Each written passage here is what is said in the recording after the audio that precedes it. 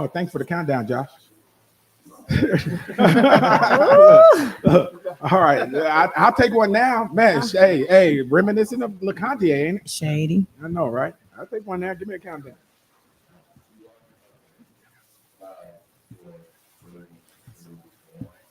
Welcome to the Antonio Parkinson Project. Today we're talking the tragic airplane accident and the Trump response. And also, y'all think our school board is bad. We're going to talk about Tiffany Henyard, mayor of Dalton, Illinois, and we're going to talk about their council meeting. And lastly, we are excited to have the new CEO, El Presidente of the Boys and Girls Club of Greater Memphis in the building, Gwendolyn Woods. So don't go anywhere. Stick around. Hit that subscribe button. We'll be right back.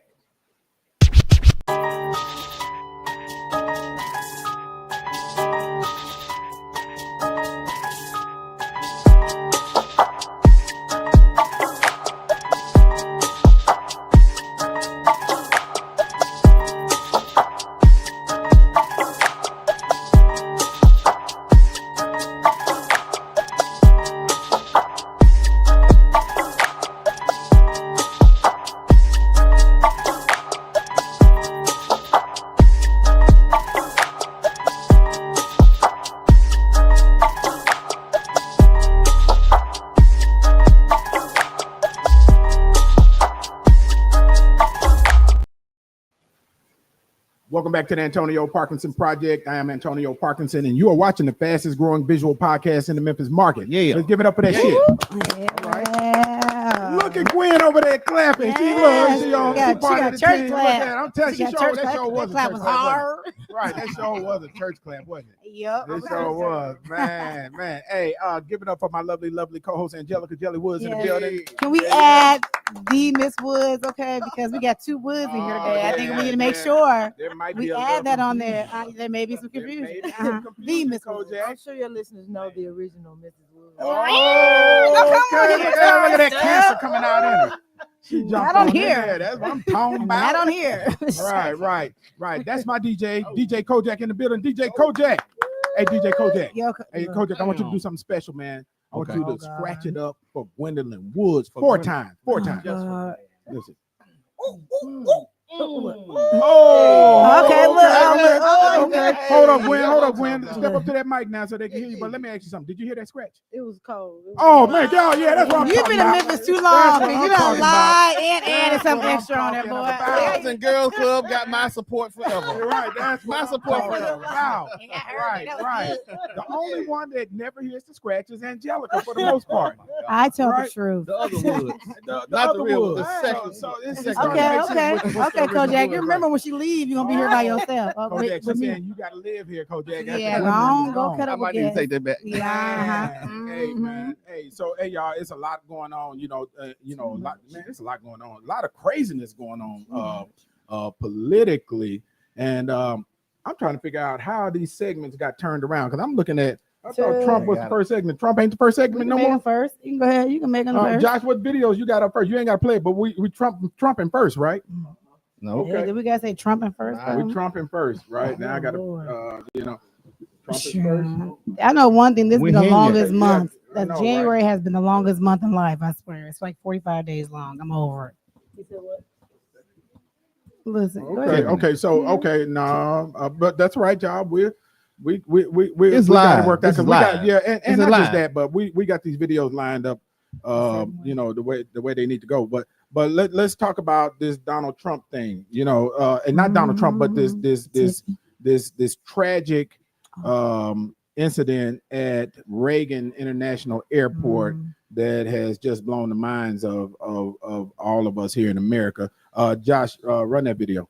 The latest now in the breaking news we've been covering all night here in the United States, the mid-air collision between an American Airlines passenger plane and a U.S. military Black Hawk helicopter that was on a training mission. 67 people were on board total between the two aircraft that collided over the Potomac River near Reagan National Airport. The way you fly the approach into National Airport for runway 33, which is the shorter runway that an aircraft of this size would use, is you fly the approach to runway 1, and then you, at a certain point, you turn off and line up on the northwesterly runway.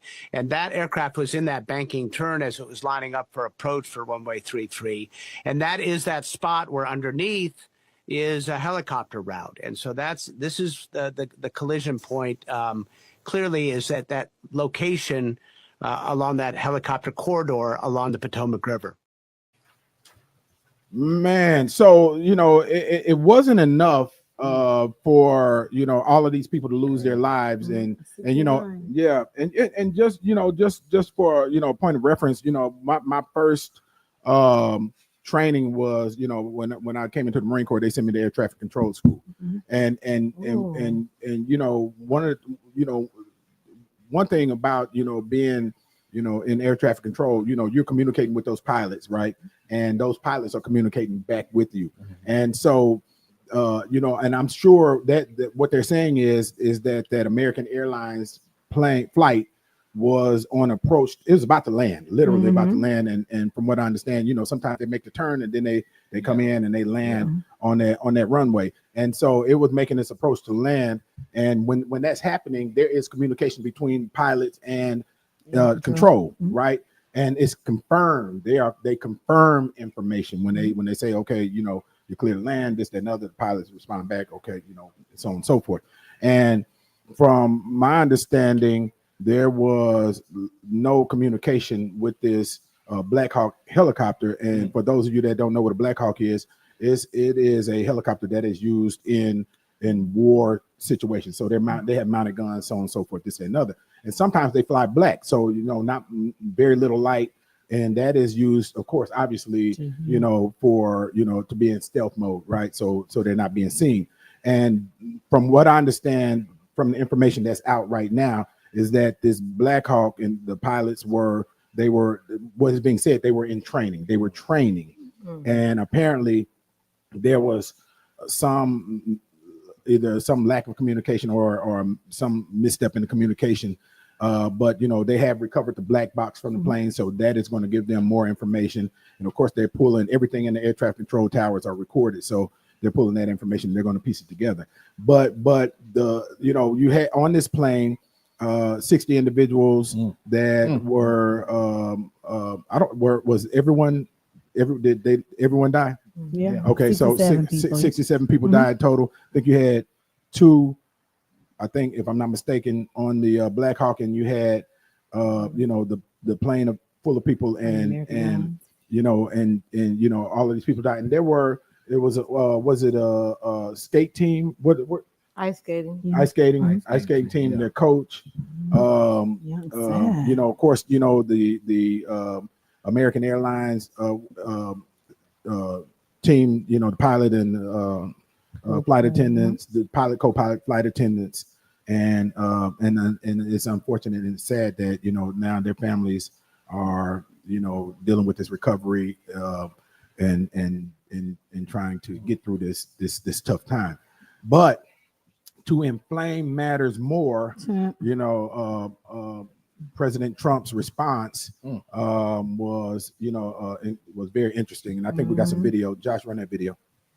We don't even yet know the names of the 67 people who were killed, and you are blaming Democrats and DEI policies and air traffic control and seemingly the member of the U.S. military who was flying that Black Hawk helicopter. Don't you think you're getting ahead of the investigation right now? No, I don't think so at all. I don't think with the names of the people, you mean the names of the people that are on the plane? You think that's going to make a difference? They are a group of people that have lost their lives. If you want a list of the names, we can give you that. We'll be giving that very soon. We're in coordination with American Airlines. We're in coordination very strongly, obviously, with the military. But I think that's not a very smart question. Are you saying this crash was somehow caused and the result of diversity hiring? And what evidence have you seen to support these claims? It just could have been. I'm trying to figure out how you can come to the conclusion right now that diversity had something to do with this crash. Because I have common sense, okay? And unfortunately, a lot of people don't.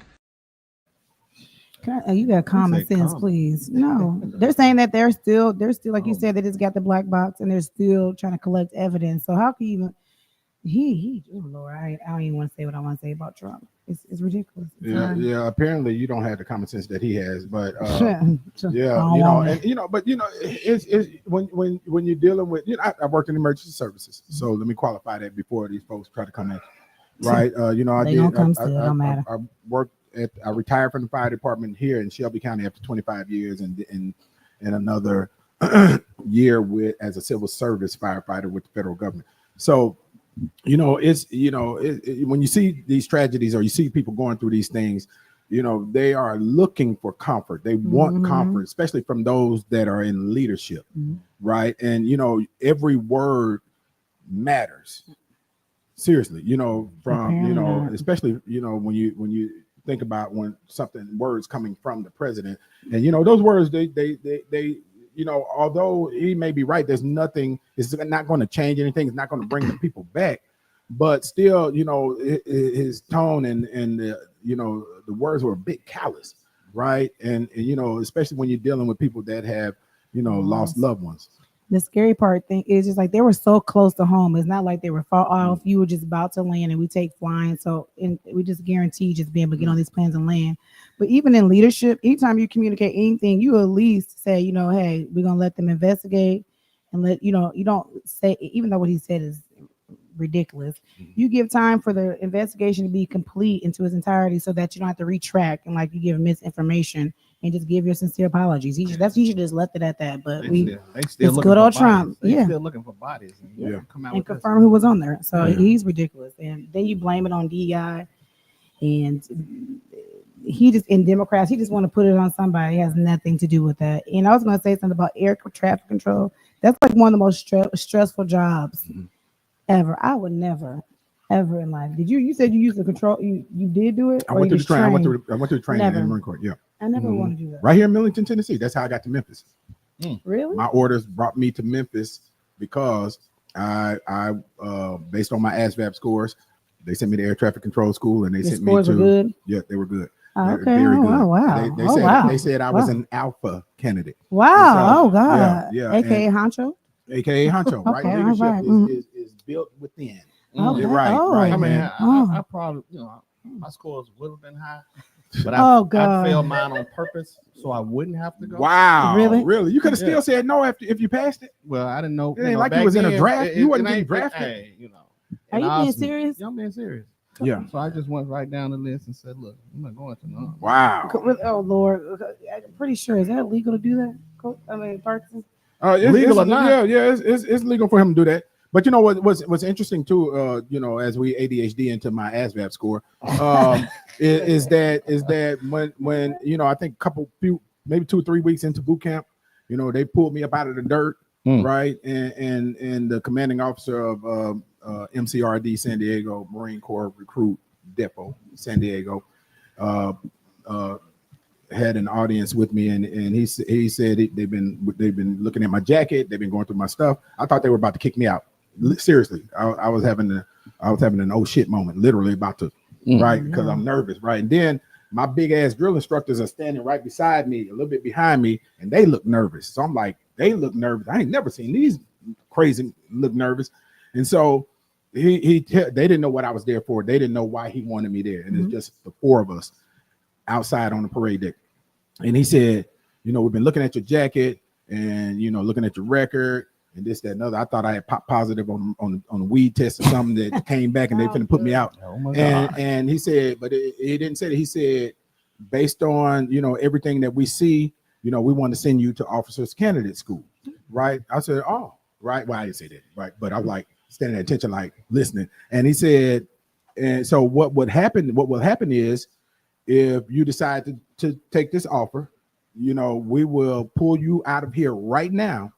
We will send you to Quantico, Virginia, and you will go to boot camp with the officers.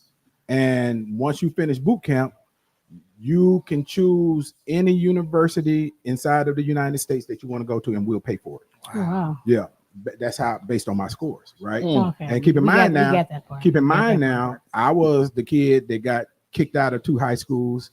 right? The one that went to jail at 14 for carrying a gun, speaking of Boys and Girls Club, right? And he needed to be at the Boys and Girls Club. Right, yeah, for real. And you know, and the person, in fact, I was supposed to be in the Air Force, but I couldn't even leave because the last high school that kicked me out, they told the high school that I enrolled in that they were going to mail me my diploma. Just let him finish down there and we'll mail him his diploma.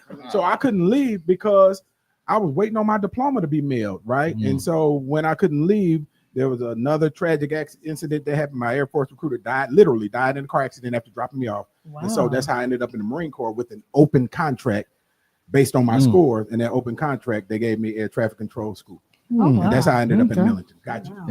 That's how I got to Memphis. That is the story behind how I got to Memphis. But you know, but it's sad and unfortunate. I think we got I think about another minute and a half in this segment.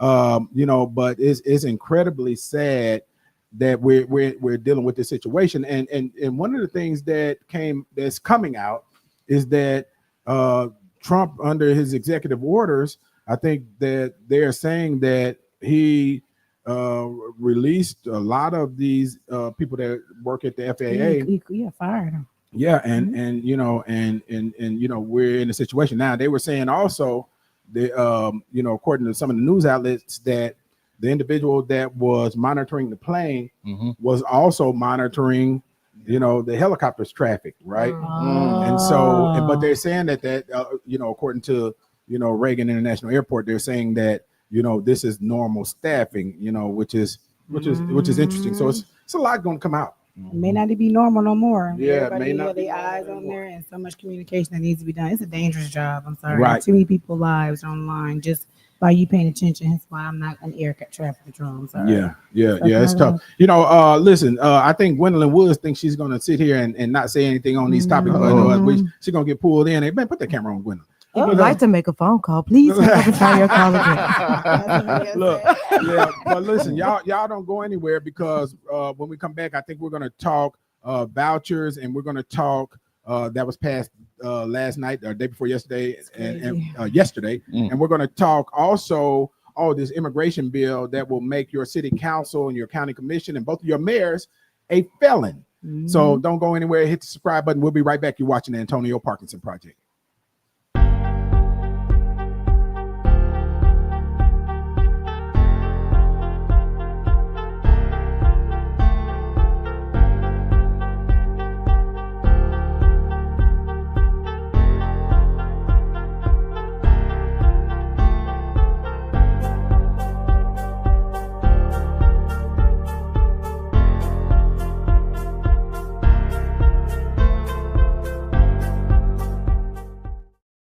All right, welcome back to the Antonio Parkinson Project. I am Antonio Parkinson. You're watching the fastest growing visual podcast in the Memphis market. Let's give it up for that one more time. Gwendolyn, you got to clap for this, Gwendolyn. Put it on Kojak. Put it on Kojak. Put it on Kojak. Put it on Kojak. Hurry up, put it on Kojak. All right, Kojak. Damn, all right. Got no DJ. That's your DJ. Man, it's always at this time that he has to go I don't know what he doing. Oh boy, what he doing, man? Listen. I come bearing gifts. Look. They're not sponsors. Put that water bottle down. You sure can't get it in 30 seconds in the break, can you? What is going on here? Man, look. Give it up for my lovely co-host, Angelica Jelly Woods, in the building. Let's go, baby. Dang. Wait a minute. Wow. Miss Woods, you ain't gonna clap for me. Kojak hated on you and Gwendolyn hated on you. I didn't hear it. Yeah. Okay, I was all too busy admiring the water. That one of them give me my money moment. They don't need no water. They don't need nothing. There you go. Right. Man, Angelica, what?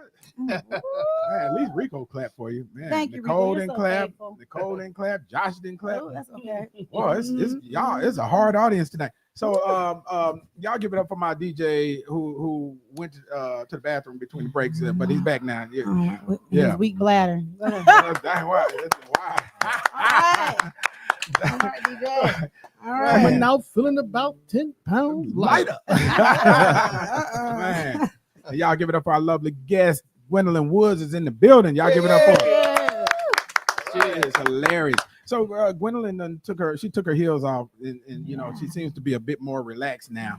Yeah, Gwendolyn, you had a long day in them heels. Yeah. You're corporate now. Yeah. You're boss now. So you. I've been cute before that though. Oh yeah. Wait a minute. You Come step on, up to your man. mic first of all. So since you're canceling me now, you've been, but You you've gotta been. act like You've been, I mean, but I'm just saying. the heels came before the. I didn't say the heels made you cute, though. Oh, okay. Where that come Oh, from? right. You were acting as if the heels was a new thing. I was talking about Get him. power. Oh. A woman of power Get in him. her heels, and she shot me.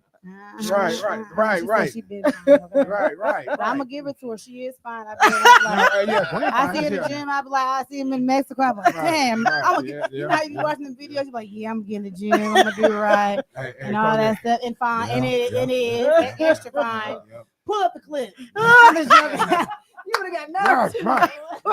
You should have got in your 2 feet. Oh my god, but she's fine. I'm just, I have all been removed. Fine. So I'm just saying. Right.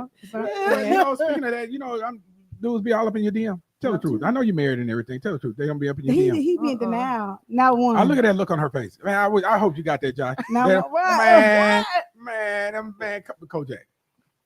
What they saying there? He be what they be saying in your like, DM. I mean, I was see. I think that the dudes know don't try me. They know that. So hopefully they I don't know. You looking for Kojak to save you. Kojak ain't gonna save you. You looking the wrong way. Kojak ain't gonna save you. Probably ain't paying Nobody's in attention. my inbox. I think they know I've been taking a long time. Craig must be watching. Nobody's in my inbox. He's definitely looking. Hey, Craig. Shout out to Brother Woods. Can I say something about that? We're related. I was gonna tell her this. Okay, so we have a family Facebook, right? But my name is Woods, but I am related to some different Woods in the country. I don't ask me. My husband is whatever. I don't. He was technically whatever.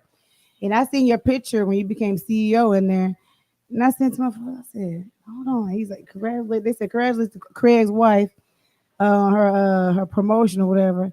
I said, "Is Craig my cousin?" So I think we cousins. Y'all in the family, the Woods Pickett group. And we related. Well, Craig is my cousin, so we are related. We are cousins. Yes. Hey, fam. Hey, yes. See, Craig. I knew I liked you all the time. See, I know there was a reason. We're family. So, Craig, we family. If you didn't know that, okay? The Wood Pickett or something like that. So that was so random. I'm like, we related. Shut up, Parkinson. He's looking like. I don't know if he's watching. I'm glad y'all having y'all family reunion and everything. Literally, and, we were. Okay, back on y'all task. from the woods, maybe. I don't know. Really? Country. He swear I'm country. Man, look. Angelica put the K in country, though. Angelica, sometimes when she's talking to me, she sounds like a white cowboy. And I'm like, really, Josh, right. And we got the receipts. We got clips of when she sounds like a white cowboy. Cowboy. She got that Midwestern country accent. Want some strange climb on rock. Really? Sound like Angelica sound like she's one of the settlers. You know, right. Angelica, I love you too. Okay, thank you. It's okay. I got y'all. All right, y'all. So all of that will not make the edited version, but it can. It's okay. It is. He petty. He gonna put it on there. So last night was this yesterday? It's all a blur. Yesterday, the Tennessee legislature, both the House and the Senate, and the governor passed the voucher bill. Right, the voucher bill has been a fight for the last few years. They finally got it passed. Dang, I should have pulled video, and we'll have video and post though to talk about what the voucher bill has gone through, because the voucher bill has been responsible for the one of the speakers of the House being toppled in Tennessee, and accusations of bribery, right, and then that. From that stuff, I think it's two years ago. Now we got another speaker. It might have been a little bit longer. We got another speaker, House Speaker Cameron Sexton. And so at one point, it went back then. He wasn't even on board with vouchers, but this time around, he was supportive of the voucher bill, and so they finally got it passed. So the governor tried to get this thing passed 2 times, and this time he's been able to get it passed, but. That damn voucher has been a hot topic. And what vouchers is, for those of you that are listening, vouchers is where they take public dollars, right? And they they give it to the private schools for students to go to private schools instead of the public schools. So they take the tax dollars and they are giving it to private schools now. And so here's why people were fighting against it, because it sounds on the surface it sounds like I'll send my child to private school, right? How many private schools you got in your neighborhood, Kojak? Oh, okay, that many. How many in yours? One. Yeah, probably one. Yeah. No, it's not even one in yours. You're in Bartlett now, right? I don't know of a private school in Bartlett. I don't. And it's a private school in Bartlett? What private school? I don't know. Don't ask my baby young. St. Anne's is a private school? Is it school? I didn't even know it was school. Okay. And in Raleigh, we have one, Breath of Life. That's what my baby doing. Cordova? Oh, no, y'all ain't got nothing. My baby going to Breath of Life. Right. Breath of Life is great. My daughter went to Breath of Life too. Breath of Life Christian Academy. So now it's Breath of Life Preparatory Academy. But yeah, it's a great school. And so number one, it costs between $15,000 and $25,000 to send your child to a private school. Yep. They're giving you $7,000. So that eliminates us, right? And then there's still a lot left over. You got $15,000 a year. Maybe not. I'm just saying. Right. You are the woods. The woods. Y'all look. Really? Man, you might have it now. Look. Look. But the other part is that this is the crazy part. In the states where they have opened up vouchers statewide, 65% of the people who got the vouchers already had their kids in private schools. Right. Think of exactly. It became a coupon for the rich. Right? And now this is how they got it broken down here in Tennessee. So in Tennessee, 10,000 of the vouchers will go to what they call people that are in poverty. But the top half of it, the top half of that bottom 10,000 is for people that are within 300% of poverty. So that means if you have a family of 4 and you make $175,000, you can get a voucher, and they calling you poor. And then the bottom half of that is for people that are actually poor. So out of the 20,000 they're releasing off the top, 10,000 are going to the rich, and then another 5,000 are going to the rich, and then another maybe 3,500 or so are going to people that actually need the help getting it done. And then after they get the voucher, they still can't pay for the rest of it. And not just that, that's a great point. But watch this though. Watch this. They're pushing this as parental choice, parent choice, school choice. You get to make a choice, right? But there is not one private school that will allow you to make the choice to put your child in their school. They are going to make the choice as to whether or not your child gets in. Right. Now, what does that mean? Lil Ray, who been cutting up over at doggone I want to pick a school in South Memphis. Not one of our schools. Right, Lil Ray, who been cutting up at Jeter. Right. And then he got his sister. That's Rico area. Right, Jeter. So and then his sister, little sweet Petunia, she makes all the good grades and she's doing very well in school. They take the voucher to the private school and they'll be like, hey, we'll take little sweet Petunia, but little Ray, no sir. No sir. You see what I'm saying? Keep that problem. Keep that problem. Now, but they might ask this question. Can little Ray play basketball though? Ooh, the shade. Yeah. Oh, well, we'll make an exception for Lil Ray because he's been out there hitting about 28 points a game. So, Lil Ray, come on in. We'll work on your conduct. Our team do need you. You see what I'm saying? And so that's what this voucher thing is about. However, my position on all of this stuff, I don't care what they do up there, what they pass, my strategy is we're gonna always try to take lemons and make lemonade, right? And so I have a great disdain. Now I don't like the voucher bill. I think it takes money from the public schools. But however, if it is the law of the land, I believe wholeheartedly in my heart of hearts that we should be educating our own kids.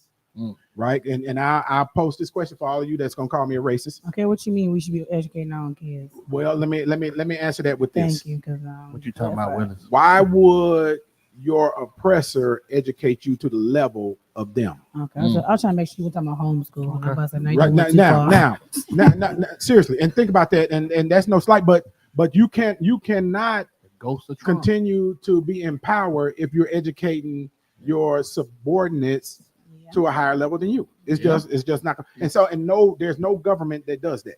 And so in history, right. And also, if you think about it, you know, they're taking, you look at everything that's happening nationally, right? Removing Black history, right? All of the DEI stuff, right? And you look at, they are removing. Trump is now telling them the Black holidays, Black History Month, all of that stuff. The Pentagon has already said they're shutting that down. Yeah. Right. And others are going to follow suit. Right. And you look at, what's happening nationally with our corporations, the businesses, they're shutting all their DEI programs down. The only way, and they're banning books, this, that, and other, so on and so forth in the public schools. Now, while I think it was intentional to make vouchers tasty, palatable, right? But if there's an opportunity for us to open up these Black private schools, now that this is the law of the land, we need to be opening up these schools. Oh, there we go. Okay. Flip it on. So okay. So open a private school, make that money, and educate your own. And for me, it's not so much about making the money as much as it is about educating our own, right? Having control of what we teach our kids, right? Yeah. Curriculum, and making sure that they know who they are, right? Because under the private schools, you can put Black history back in there. They can't tell you what to teach. Their guidelines around the money. Listen. They can't tell you what to teach. They don't even test. They don't have the accountability of the public schools. They don't take the same. They don't take the same test. The public schools have way more accountability from the state. Yeah. Than the charter schools that the state has ordained, and then the private schools. They can put my class, conflict resolution, in there. You got Keep it in there. That's class I propose to go in this newly built. I thought you really was teaching class. I think they should put that in public schools. Yeah, and put it on the school board. You need to start at elementary every year. Or you can take your kids to Boys and Girls Club where we teach that daily. Well, that's what I'm talking about. We have 19 sites across the city of Memphis. We would love to help you with conflict resolution. Y'all heard that, right? You heard that. Yep. Speaking of conflict resolution or lack thereof, we also passed this immigration bill, right? Now I'll be the first to say that, and many of people agree that we need to tweak the immigration laws. We need to get it figured out, right, so that people can actually become American citizens and this, that, and other, and so on and so forth, right? But in this law, they said that if a city council or a county commission or a mayor or a school board, right, says that or vote to put protections in place for undocumented immigrants, they will be charged with a Class E felony for voting for it. Not if it don't even have to pass, but if they vote for it, they will be charged with a Class E felony. Now, taking away your rights. I think, don't we have some video? Josh, did I miss 2 videos? Did I miss the video on vouchers too? Okay, we're gonna put that in post, but go to the next one. We are taking $411 million. Next one. This is a really, really dangerous path. You think about your friends that are on these bodies. You will be charged with a felony if you vote, not if you pass it, but if you push the button. So we are going to make felons out of commissioners, mayors, council members, because they vote on something that we do not agree with. That's incredibly bad precedence. How many times have we voted on things that went counter to the federal government? We do it all the time. We created a trigger law counter to reproduction right laws federally. We're not felons because we did that. What if a city wants to vote to set up a trigger law in the event that the state law changes? They would become felons for pressing the button. We send troops overseas to fight to spread this idea of democracy.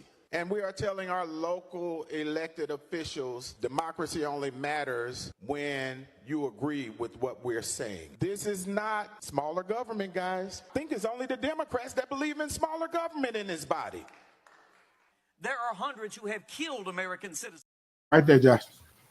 Too much going on. It's a lot going on, man. A whole lot going on.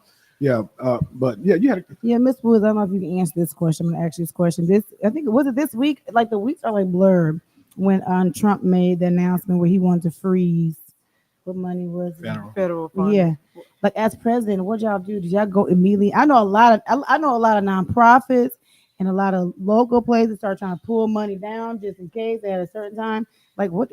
Because how are you funded? We do have federal funding. A lot of our OJJDP grants. You got to step up and talk loud. They probably we received several grants that's federal funded, so we were a little bit afraid about it. But then we received information that he stopped that. So we hope that it's froze for now. that it doesn't bring it back because we do a lot of good work and we need that federal funding to continue to do the work we need. So man. And it is frozen for right now. They were able to put a pause in it, right? Yeah. I don't know how the federal judge did. The federal judge stopped it, and then Trump said, they came up with something saying they're gonna, we'll see. Okay. Yeah. I was wondering what happened. But that was affecting a lot of people, right? A lot. Yeah. I think, I do want us to talk real quick, because we're gonna do our last segment. We're gonna talk all Boys and Girls Club, but I do want us to talk about, man, what's going on in Dalton, Illinois, because y'all, that's they Woodses, what? Right. So what's crazy is when you hear people, okay, this is what we're gonna start doing, y'all. When you hear people complaining about our school board, we're gonna start playing the Dalton, Illinois City Council meeting, and then they'll be thankful for our school board. Yeah. Okay, so let me set this up. Mayor Tiffany Henyard, Mayor of Dalton, Illinois, and Thornton Township. She's running two places. There's a lot of controversy around her. She's under FBI investigation. They're saying she stole the money from Dalton, like millions of dollars. And then it's a whole lot of stuff. So, and we'll add some more setup video to that in post. But they had a meeting the other day, and this dude came in and spoke. He said his thing, had a couple. Okay, Josh, run the video. The boys wasn't happy. It happened during public comment, fists flying in a moment of chaos that residents described as disgraceful. That should never happen. I just couldn't believe that it came to that. Moments earlier, activist Jedediah Brown had called Supervisor Tiffany Henyard an expletive, and when he appeared to walk toward her, supporters jumped in. The result, an all-out brawl that multiple witnesses say involved Henyard herself. It was one thing when the guys were fighting, but when she jumped in it, I was just taken aback. I was floored. She jumped in, she hit her head on the table, so I don't know, she may be injured. Brown was carried out by security and police were called, but it wasn't over. It took several minutes for tempers to finally cool. Before the fight, there was plenty of verbal sparring. At this first meeting since trustee Stephanie Wiedemann was selected to fill a vacancy on the board at a meeting last week of township electors, ending a political standoff over the position that led to a government shutdown. With Wiedemann, the board finally able to approve the township's tax levy ordinance and insurance, ending the shutdown. The township will be reopened tomorrow. We will go back to operating our vehicles. All our buses will be out and running. The board also defying Henyard, voting to put on leave with pay 2 of her associates and to hire independent auditors to probe their work. That ain't right. But the abrupt, violent end to the evening leaving residents upset. This meeting to do the people's work, marred by ugliness. Messages left for South Holland police were not returned. We also spoke with Henyard's attorney, who had no comment tonight. Listen, that's why people need PR. They need PR because that's a mess. I wonder, can she lose her job if she hit somebody? Does that have to be written in the rules? I wonder, you think? I ain't told girl, we'll be talking to you, but you over there working on the hood cam. Was it self-defense? But it's not self-defense because she ran toward it. Is like he was exiting, but I read that it was her boyfriend that defended her. Yeah. But he was exiting. It's like she ran to the fight. That's not self-defense if you run to something. It wasn't even response of. She ran to that fight. So do y'all have rules if you hit somebody on the floor or something? Man, you can be kicked out. You can be charged. You can be expelled. You can be. But we had and I was going to say, how close have you came? In the Tennessee House? Oh yeah. Somebody's gonna be chest to chest every year, but they ain't finna, man, they ain't finna throw rice at a wedding. Sit down. I don't even know why they do that.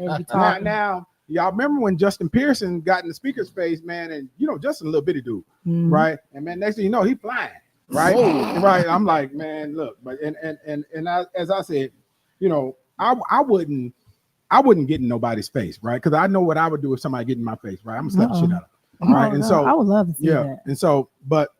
Yeah, it's so funny because I posted today about after 14 years of being a legislator, I've learned, and this has been my best year at this. I've learned, don't get emotional about this stuff because they're gonna be who they are. Yeah, right. That's my nicest way of saying that.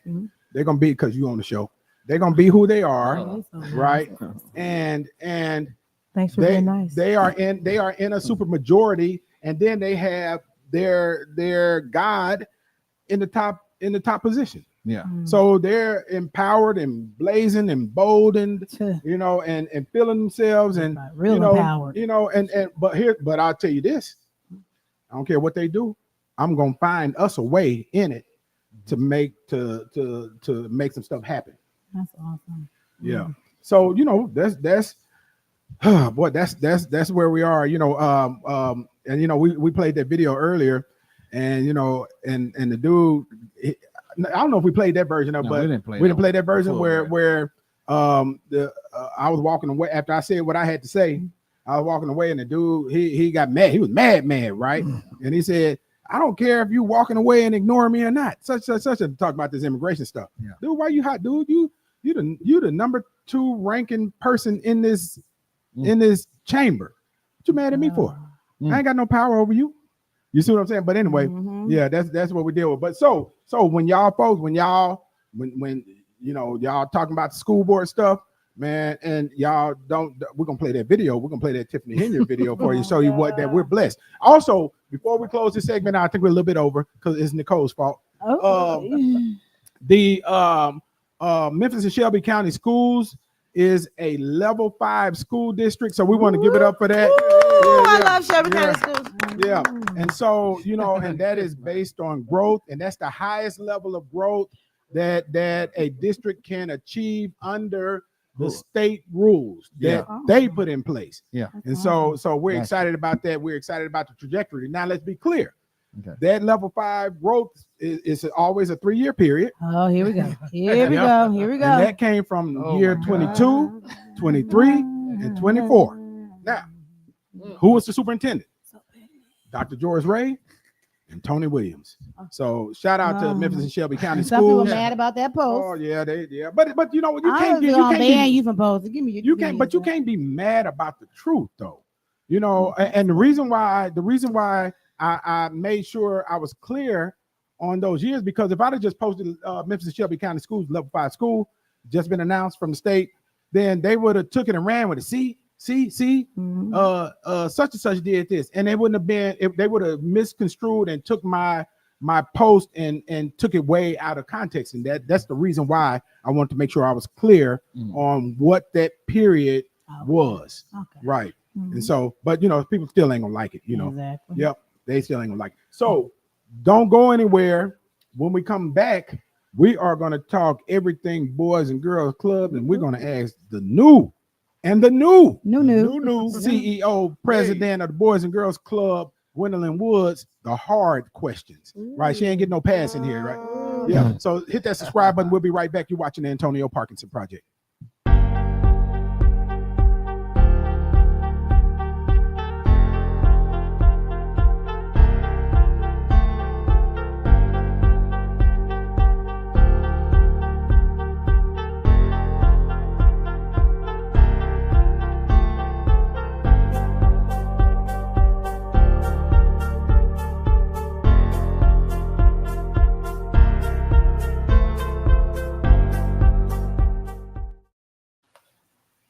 Welcome back to the Antonio Parkinson Project. I am Antonio Parkinson. You're watching the fastest growing visual podcast in the Memphis market. We're good for it. Got to change that soon. I told y'all. Man, we got a superstar in the building. Yes. I have been a fan of hers for a very, very long time. That's so nice. He ain't never said that. Yeah. No, he has. I have. I've honestly been a fan of hers for a very long time and the reason why is because I remember when I met her at a Boys and Girls Club, right? And I was there. I think their former CEO brought me over there to show me the recording studio at this club. And she was there too. And you know right away that her heart is with these children. They, you know, and it's pure and it's real, right? It ain't it's just a job for me because she wasn't in the job that she in right now. Hello. Real talk. You know, I ain't gonna even ask how much money he was making back then. But look, y'all give it up for Gwendolyn Woods in the building. Yeah. Gwendolyn Woods in the building. Yeah. No, hell no. Yeah. Listen. I want that same energy she be having with University of Memphis and all of this stuff. Thank you. Gwen, so your part. That's right. Project. That was right. Nice to hear. That's right. I'm serious. I'm like, that is so nice. Yeah, but it's real though. You know, I know. You don't ever really say nothing. I'm incredibly proud of her. When she got the position, man, I couldn't wait to reach out to her. Honestly, tell you, look, you got whatever I can do. You got my full support. Real talk. Thank you so much. You got on air. You got some stuff, right? We start working on some stuff. We got to finish it up. Yeah. So how you feeling? I feel great. You feel great? What day number are you on now? What is today? Today is the 31st. So day 31. So about a whole month. A whole month. What do you feel like you've learned? What is different between? Okay, what did you do previously? So before that, I was a chief operating officer. So I was over operations, programming, a lot, but this is a lot. a lot too. So somebody has your old role now. Well, now right? They started a week ago. So from September to now, I've been doing 2 positions. Oh, I know you happy they're in that role. There is a guy. And I heard you said they're a recording studio. Oh, That's in North. That's it. How many locations? Yeah, don't judge me, Lord. How many locations? We have 19 sites, and this one is ours. I did not know that. We have a studio. The kids can learn to produce their own music, record their own music, learn to play instruments. Yeah, it's the hidden jewel right down the street from Trailwell Middle School, and all kids have to be is a member. And that's $10. Never went over there and taught nobody how to make a beat. Oh, we went over there and talked to them over there, but it's a really nice. I said make a beat. No, listen, they had beat makers over there. They had kids that was already doing the thing, man. I never knew that. Yeah, you should stop by. Yeah, it's a really nice studio too. Seriously, we partner with Notes for Notes, and the Country Music Association, and we got a grant and they funded it, so it's awesome. That's awesome. Yeah, bro, you going up there? Oh yeah. I've been there before. I'm the only person that ain't been. Man, you are. I mean, thank you, Nico. So we're going up there then. You should. It's nice. It's not just a studio, man. They got, oh my God. Talk about the other stuff. He's telling us about it. So the kids can learn to play instruments. That's drums, keyboards. They have a DJ area. Yeah.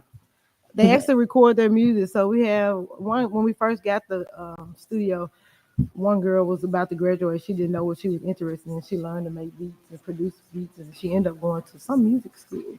She loved it. Mm-hmm. Shout out to Miracle. What's the age requirement, or what's the requirement? Is like an income requirement? Does it have a cost? Boys and Girls Club serve kids from 6 to 18 years old. Mm-hmm. And that cost $10 a year. And if the kid the whole year, yes, if the kid does not have the $10, then we scholarship them in. That's the reason why the donations is very important. We scholarship, and it does not cover the summer. Summer is $150 for the entire summer, but that $10 covers January to May and August to December. That's still not bad at all. $10, $150 for the. Oh no, Sugar ain't old enough yet. Never mind. She going up there. You think so? Yeah, it's great. Really? No. He said she need to be up there. Man, but what's the actual mission of Boys and Girls Club? To inspire those who need us most to realize their full potential as caring, productive citizens. So every day after school, from 2 to 8 at some of our clubs, we provide a program with character and leadership, healthy lifestyles, academic excellence. Just like a school, we have a schedule. So the kids might be in chef club 1 hour. They might do Money Matters, our financial literacy class, computer literacy, triple play, healthy lifestyles, anything you could think of, we do it at Boys and Girls Club. But we try to make sure that it's engaging and fun because we don't want the kids to feel like they're in school again. So we try to implement games and do it in such a fun way that the kids don't really realize that they're learning to the end of the session. So it's a lot of fun. And do you guys provide transportation for the people they don't, but by having numerous locations, people are able to walk? Usually they walk there, but we do pick up from Aurora Charter School. We bring 50 to 60 kids from Aurora to Iris Samuelson every day. We pick up a few kids from Snowden and take them to Iris Samuelson. Kind of depends on the area or the location. But yeah, we do. Y'all do workforce development too. Right. So we have a technical training center. And we deal with kids 16 to 22 years old there. And you should visit there too. It's next door to Lemoore On. We have culinary arts, logistic, automotive. Kids learn all these skill sets, welding. And after they complete it, they get a certificate. So the purpose in that is for those kids who are not potentially going to college. We try to make sure that they're ready to get employment. Okay, I'm gonna do a plug for this. With the welding or the students and they have to be least going and being 18. You said it goes to 22. At the Memphis Urban League, they have an apprenticeship program. It's free. Like, I told people, I was like, I'm gonna give you the link. If I wasn't doing like 5,000 things in life, I would do it just because because those are things that they can't take from you. You can do all day long, side hustle, you can make your own money. But for free, they're able to go to an apprenticeship program and they pay you like $15 an hour, okay? Right. And they give you a stipend for childcare. Yeah, they give you an Uber. They Uber you to work. Wow. Thank you. I'm like begging you to come to and whatever, because a lot of, I guess, African Americans, we can't. They have problems passing tests, and they help you pass the test. That was racist. It's in the numbers. They're failing the test. So the reason why they're not getting these apprenticeship programs. He gonna bring that Jellica's are racist. She said blacks can't pass the test. They can't read. I passed the ASVAB, Kojak. Okay, you're like the whole story. Okay, blacks can't pass the test. Okay, it's proven. She said it with a country accent, like she straight out of doggone Mayberry. Leave my cousin alone. Thank you. We do. We have a struggle. We have a struggle with passing the test. So then they're not able to enter these apprenticeship programs. Like to be an electrician, the math is crazy. I wouldn't pass the test. Okay, thank you. Well, we know that, but shut up, Parkinson. I know you gonna let me finish, but anyways, when you go from there, you get a bump in pay, and you go through another apprenticeship program. These people are making from like $30 to $50 an hour, and they take felons and everything. And like, wow, exactly. I'm gonna give you the information. So for those who already have the interest in welding and they may not go to school, it's free. They pay you. Okay? Send the link. I am pay you. He gonna clip that Jellica the rage. She said you guys. Black people can't pass the test. Watch, that's what the clickbait gonna say. You're really trying to motivate them to pass the test. Yeah, you're trying to help them because sometimes we get frustrated, or I don't think tests should really matter, but we get frustrated, we quit, and they're gonna help you get there, and they follow up and keep you making sure they're keeping track and make sure you're mentoring through that process. But people are they're making real good money, so yeah. Shut up, Parkinson. Yeah. So now what do y'all do again? Because this is about y'all. Right. That was happy. That was an additional resource and collaboration. Because that was a whole. I appreciate that information. 5 minutes to say because that was a whole 5 minutes. And I wrote the League. Not you and the Marine. Marine got plugged so many times. They need to give us a damn check. So don't get me started. Look. Man, well, since we plug it, he always wears his hat. Look at his hat. He plug his every time, and he look. Commercial real estate. Oh, Braden, he's in my Memphis leadership class. He's in my actual group. Yeah, that's my brother. Hey, God, look, we ADHD. Look at Parkinson. I came over there with him. Y'all gonna make this video edit. Took a tour. Oh, you gonna edit them out? All of this shit going to the cutting room floor. Oh, that is so mean. Did y'all hear him? Yeah. He said he gonna throw it to the trash. This whole thing. Why would you take? People need to know this information. Going to the cutting room floor because I would like to actually talk about Boys and Girls Club. We did. Okay. Yeah. Oh my God! I can't wait. To y'all check. I'm like, we need to actually talk about Boys and Girls Club. It kind of relates because Braden was on Boys and Girls Club board. Okay. Oh, look at that. She's so nice. Okay. That's right. Nice. Cutting room floor. Cutting room floor. So look, but real talk. Tell us about where you started with Boys and Girls Club. What were you doing when I met you? I was the club director at that club. So you just was a club director. Yeah. I don't mean to minimize that. That's important, right? Did you start there? Was that the start, or were you something else before that?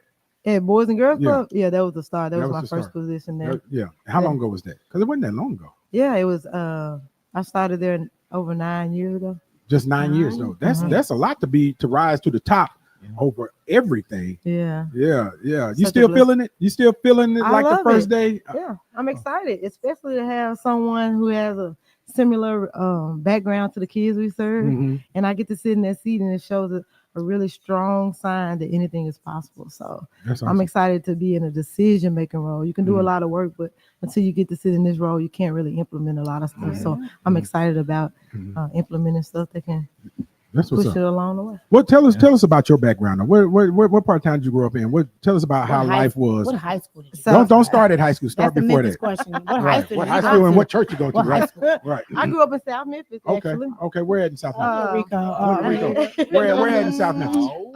Do you know Payne's Barbecue? Yeah. I grew up right behind Payne's in Annisdale, Glenview, Annisdale. Yeah.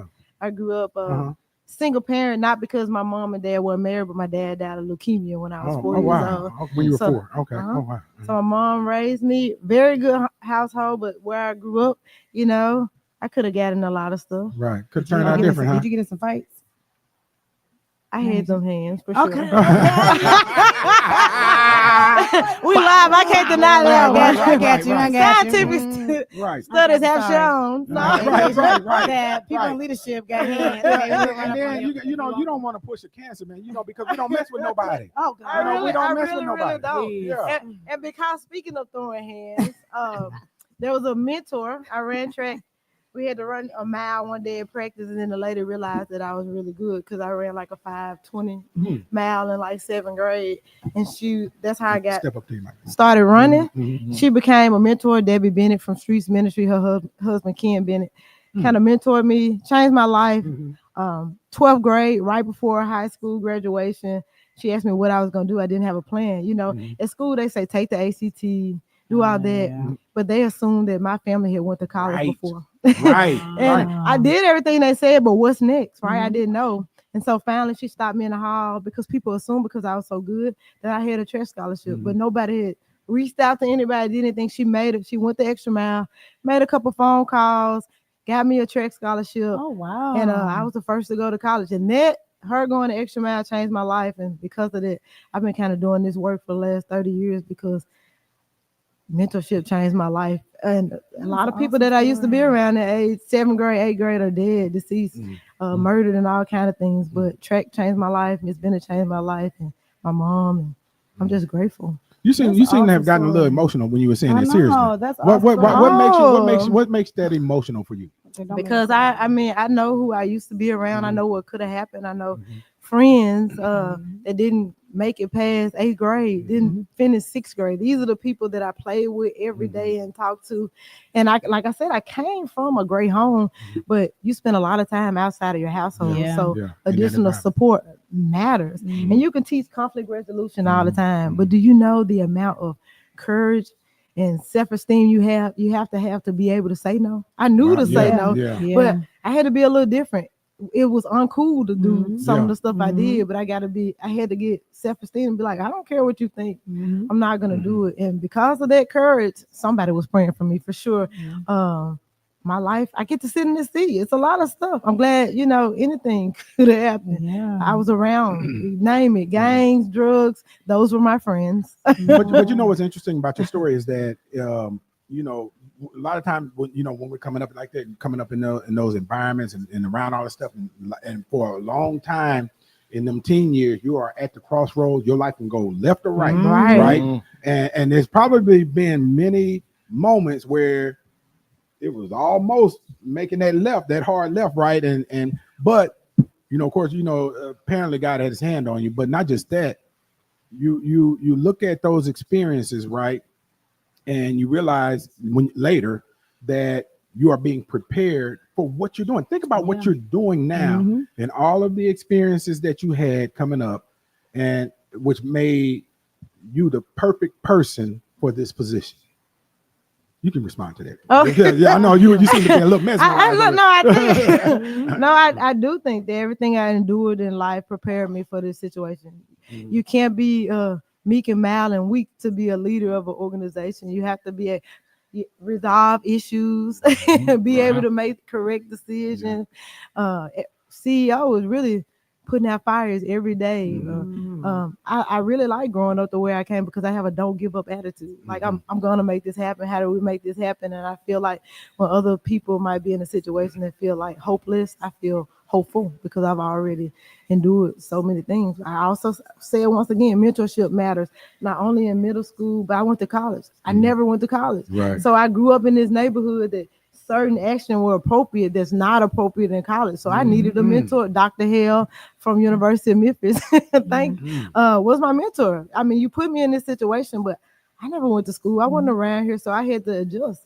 And it's always additional growing. And I just thank the Lord for everybody that was in my life that deposited something in me and believed in me. Like being in this role, you would think first woman, black or white, to be in this role. I have experienced so much support, like from being here. Somebody is always reaching out, sending you an email from different CEOs, and you probably wouldn't think that, but it touched my heart that they reaching out and they want to support. So I'm grateful for that. I have two things to say.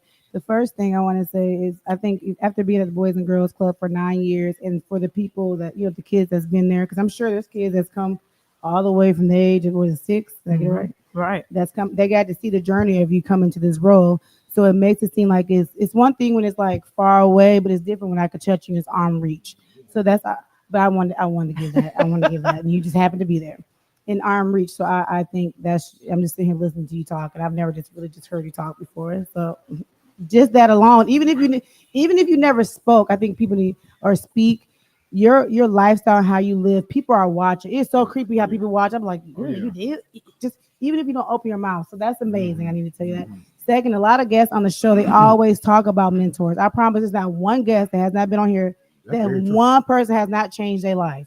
Not one. And so many people think it's like it has to take a big number of things. It's like, no, if you just do that one thing you're supposed to do, right, everything will line up house. They're always talking about everybody else. No, you just do what you're supposed to do, and you do what you're supposed to do. It's not if we just that's too much. If we all just do what we're supposed to do, it's not about the numbers. Just do your part. Just the one thing. So I commend you. You're just awesome. So that's all I have to say. I didn't have a question about that, but yeah, that's all I had to say. And like I said, your husband is a nonprofit too. So y'all just like a nonprofit. Shout out to Bobby's kids. Yeah. Okay. Tagging house. I mean, hey, that's what I want to say. Coach Jack, did you have something to say? Well, I do. Thank you, Angela. With all the great things that's going on at the Boys and Girls Club, you're gonna get dizzy. A lot of shade. With all the great things you got going, man, I find that often in Memphis it's hard to get the word out. So how do you plan to get the word out of all this great stuff going on? Just like Sis just said, with the program she got, who knew?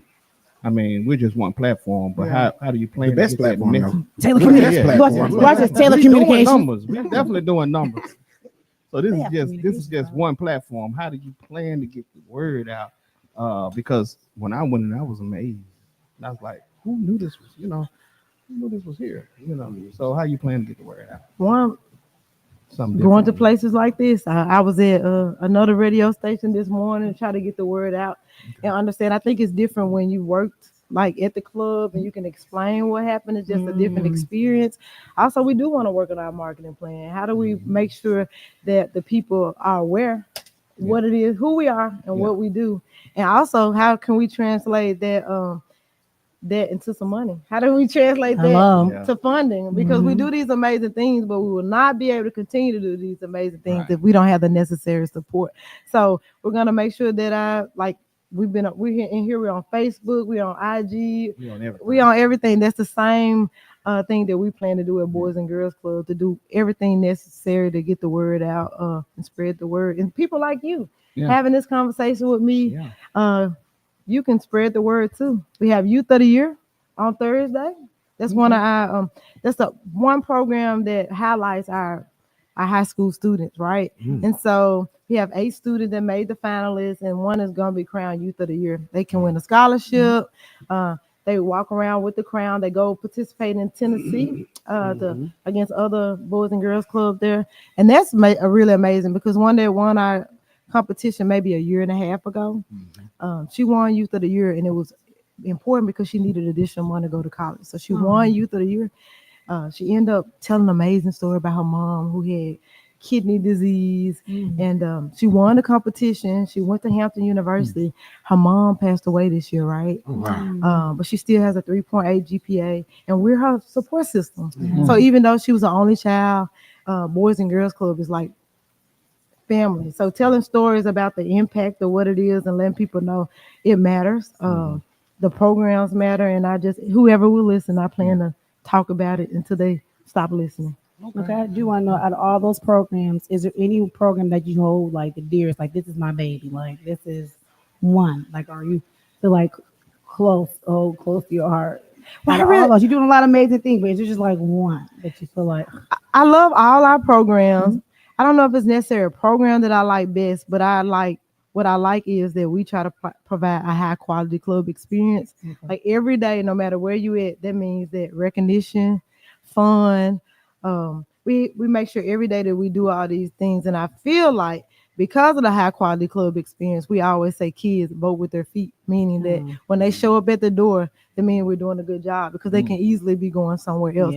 So when we see a kid, or if I walk in the club and they're excited to be there, or if I'm standing in the parking lot just trying to see what's going on, and the kid is upset that their mom came early to us, that's amazing. So that's my favorite part, that the kids love it so much that they're mad if their mom comes 10 minutes early because they could have spent their time at Boys and Girls Club. You talked about the Youth of the Year. We celebrated, I think the same young lady that you're talking about, right?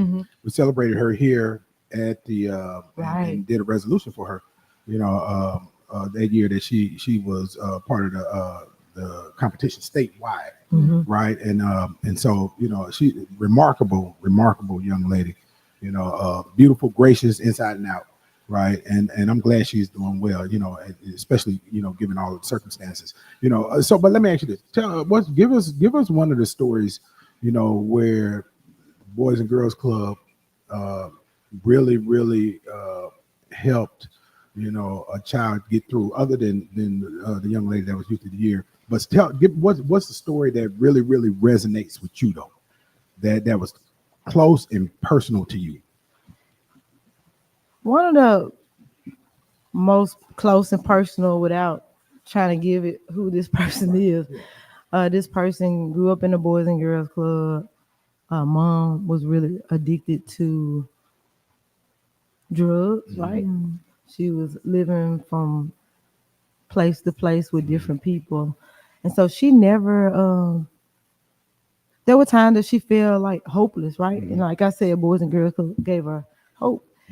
Started applying for colleges. She went to college, and she's doing really well now. And just to see her doing an amazing job, when we used to give a ride home sometimes and have to wait or go back to the club because nobody was there. Our services, one, it gives a safe place to go after school. So from 2 to 8, you're getting a free meal, you're getting help with your homework, you have a place to go. And when I see this young lady who no support system, really doing an amazing job, like working, she's already finished her degree and working on her master's degree. Oh, wow. This is an amazing story about what the kind of impact that Boys and Girls Club can have. Again, mentor. And to see her like pour into other kids. So she's come back, she volunteers, and she does all these things, and they get to see. Some of them, like you said, might have been there in the 6th grade and kindergarten, and now they're in the 12th grade. Well, they remember this young lady when she was probably in the 12th grade and now she's come back to assist. So I just say that's the reason why we do everything that we do. And I love Boys and Girls Club because the staff is different. We have staff members that grew up Boys and Girls Club, been there 20 years, 22 years. Like he said, sometimes these jobs don't pay the most money. So you have to care. And I'm so excited to say we actually have people that run our clubs and work with our kids that actually go the extra mile simply because they care. And that makes the difference. A lot of people don't, a lot of people, don't know what it's like to be a teenager, right? That is rudderless, that has no direction and no one to give them direction. I mean, think about it, right? You know, this young lady, parent, on drugs, and so there is no. She's just existing. They're just existing. I was that person, right? Just existing, and whatever way the wind blows, you're going in that direction, right? And I thank God for having his hand on me because rudderless. Homeless, rudderless, no parental direction, right? And you out here trying to survive, right? And so you think about how vitally important this asset is to us here in Memphis. Come on now, think about the kids in Memphis, right? I wish they could take them all in, right? Because there are so many stories like the one you just talked about, and that unfortunately will not, get that direction and that support or that guidance. That's mind blowing how people always say there's nothing for the kids to do. Well, there's a Boys and Girls Club. So what are y'all talking about? That's maybe 19 sites, 19 sites. BGCM.org. Yeah, that's what his slogan need to be. I don't want to hear nothing about there ain't nothing for these kids to do. There's 19 boys and girls. I hear all the time. Now I'm gonna be on there. 19 Boys and Girls Club.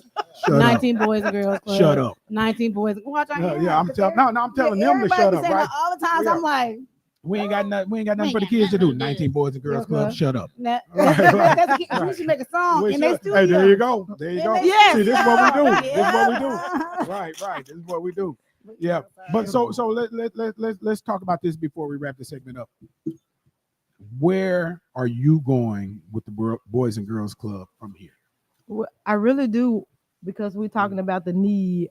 I would like to partner with community centers, maybe. How can we provide, because we have 19 sites, but there's way more kids that can benefit for our program.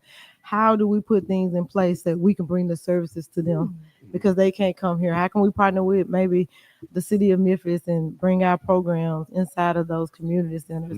Like I said, community centers, they do a lot of good things, but I feel like we can offer additional programs. What I love most about our programs, like I said before, is that we plant the seed and we stick around long enough to see it grow. And that's what we want to do. I love that. Yeah, that's dope. So, all right, y'all got anything else for Gwen? That's all I got.